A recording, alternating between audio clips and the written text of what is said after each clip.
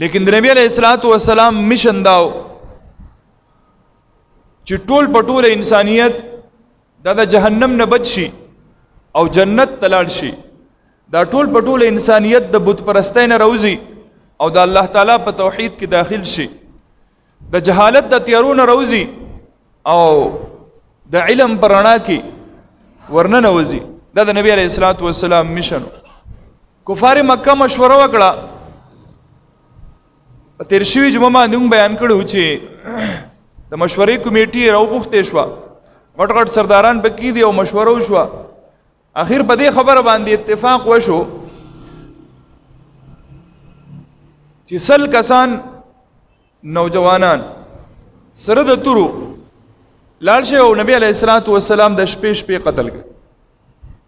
اسانی به پکې دا وشي چې په هر خاندان باندې به یو اوخ راشي. خون بها 100 خان دي، یو اوخ به ورکړي، یو آسان به درته هم شي او دا کار وکړي. دلته کفار مکه مشرکین مکه خپل مشوره کوي او الله رب العزت خپل تدبیر حضور محمد مصطفی احمد مجتبی صلی الله تعالی علیه وسلم ته د جبرائیل امین علیه السلام په ذریعہ باندې پیغام ورکړ.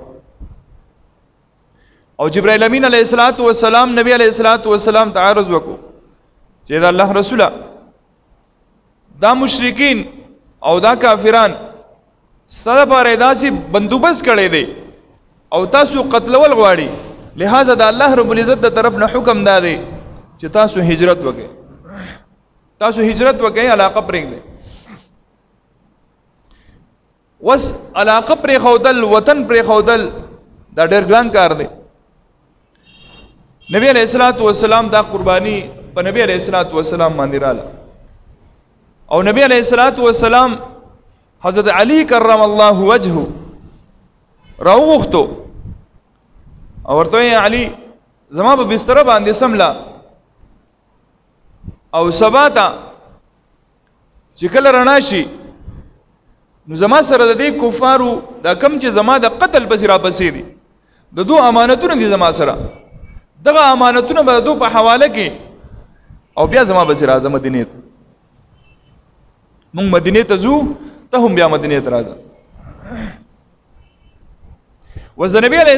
السلام هستی دومره امانتدار، دومره امین او صادق دی.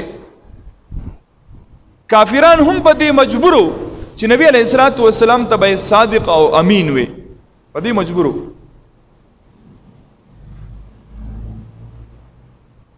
نو دې کافرانو د نبی علیہ السلام د قتل کوشش کوي او نبی علیہ السلام د هغو د امانتونو د ادا کولو کوشش کوي. حضرت علی رضی الله تعالی عنہ د نبی علیہ السلام په بستر سملاست، کافران ناغلی دي او د نبی علیہ السلام د کور نه چار چاپیره پهره لګولې ده، ګیره چولې.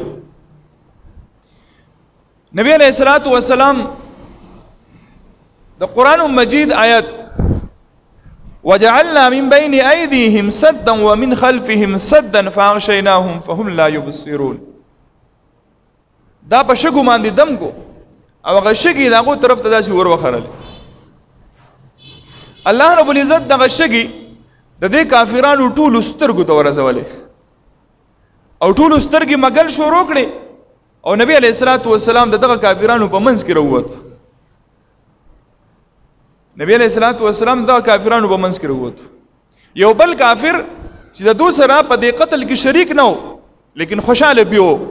چې دا نبی علیہ السلام قتل شي. جو خدای ځکه چې کافران ټول یوي، الکفر ملت واحده، د کافرانو یو مذهب دی او یو ملت دی، هغه ټول دا غواړي چې به دین اسلام ختم شي. نو غراغي دا کسانو ته تاسو ته ولاړ یې وای تاسو دلته ودرېږئ او هغه پیغمبر ته نه لاړو. هغه یې نه مړه ته څه لګی هغه دغه دی کټ کې خساړی ښکاري او پروت دی. وای نشته تاسو وګورئ نه وته ما ولیدو. دا مشرکین دا کافران ناغلی دي چې څنګه یې بستره اوچته کړي کمبلې اړولې چې کتلې پای کې حضرت علی رضی الله تعالی عنہ پروس محمد سے شو صلی الله علیه وسلم. وی ما ته څه پته ده حضرت علي رضی الله تعالی عنہ سره وهل ټکول کړي دي لیکن حضرت علي رضی الله تعالی عنہ حل نه دی ویل ځکه چې دا خو رازو نبی علیہ الصلوۃ والسلام دغه ځینې چې راغلی سید حضرت ابوبکر صدیق رضی الله تعالی عنہ کور ته رسیدل د حضرت ابوبکر صدیق رضی الله تعالی عنہ دروازه وټکول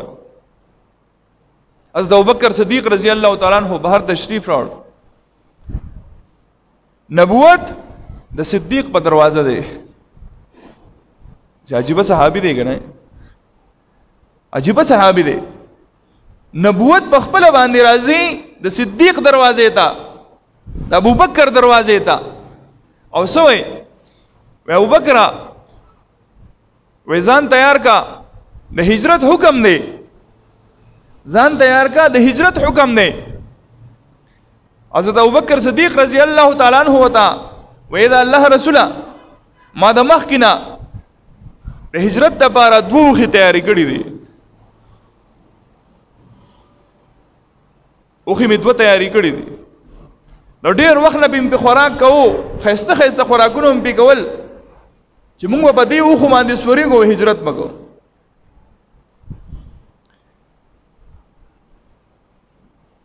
نبی علیہ الصلوۃ والسلام په یو موقع باندې د حضرت ابوبکر صدیق رضی الله تعالی عنہ تپوس وکړ چې ابوبکر کله چې ما ته وی چې هجرت کو نو تاسو څنګه د مخ کې نه د دوه تیاری کړې وي تا ته څه پتا و غیب ویلم خو چاته دی بھائی دا خو د الله خاصه ده کنه علم غیب خاصه خداوندی ده دا د الله خاصه ده ابوبکر ته څنګه پته لګېدلی و چې موږ هجرت کو ابوبکر صدیق رضی الله تعالی عنہ وتا عرض کړه د الله رسوله ما یو خوب لیدلو ما خوب ولیدو چې په دې مکه مکرمه کې یو سپوږمۍ راوخته مکه مکرمه کې یو سپوږمۍ راوخته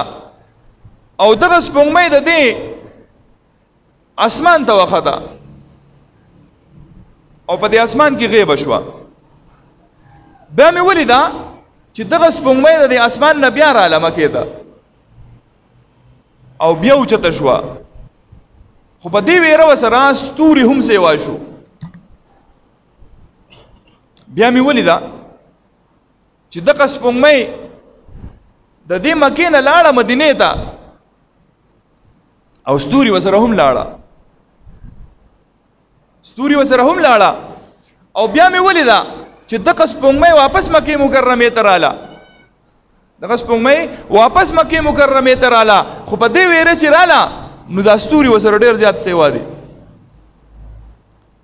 دا ستوري وسره ډېر زیات سیوا دي او بیا دغه سپوږمۍ واپس مدینې ته لاړه او زینما چې هلته د حضرت عمه عائشه صدیقه رضی الله تعالی عنها کور دی خپله لور یاده او د هغې په کور کې دغه سپوږمۍ غیبه شوه وی ما حضرت ابوبکر صدیق رضی الله تعالی عنہ د خوبونو تعبیر بوله ورته دا یو فن دی یو علم دی الله رب العزت په چا باندې کولاو کی سمجھ ولا ورکی حضرت ابوبکر صدیق رضی الله تعالی عنہ فرمایل ما دې تعبیر دا وستیو چې دا سپوږمۍ کوم چې په مکه مکرمه کې ښکارا شوی دا حضور محمد مصطفی احمد مجتبی صلی الله تعالی علیه وسلم او بیا دا سپوږمۍ اسمان ته وخته او په اسمان کې غیب شوه نو د دې نه مراد ستا د معراج سفر و نبی علیہ الصلوۃ والسلام د معراج سفر کړی و اسمانونه یې کراس کړي بیا د سپوږمۍ سره د ستورو راښکاره شوه نو دا ستوري صحابه ورسره ښکاره شو نبی علیہ الصلوۃ والسلام فرمایي که نه اصحابي کالنجوم زما د صحابه مثال د اسمان د ستورو په شان دی فبأیه مقتدیتم اهتدیتم چې د کوم صحابي اتباع کوئ تاسو به هدایت بیا مومئ نو دغه کوم ستوري چې ښکاره شوي دا صحابه ورسره او بیا دا ستوري او دا سپوږمۍ لاړه مدینې منورې ته نو دې نه ما دا تعبیر کړی چې نبی علیہ الصلوۃ والسلام او صحابه به هجرت کوي مدینې منورې ته او بیا دغه سپوږمۍ واپس رااله مکې مکرمې ته نو د دې نه مراد د مکې مکرمه فتح وا چې صحابه او نبی علیہ الصلوۃ والسلام را واپس او مکه مکرمه فتح کړه خو په دې ویره باندې د استوري سیوا وو د استوري سیوا او بیا د قصپومې د عائشه صدیقه رضی الله تعالی عنها په حجره کې غیب شوا د نبی علیہ الصلوۃ والسلام مدفن د نبی علیہ الصلوۃ والسلام روزه مبارکه د نبی علیہ الصلوۃ والسلام قبر مبارک د عائشه صدیقه رضی الله تعالی عنها په کور کې وو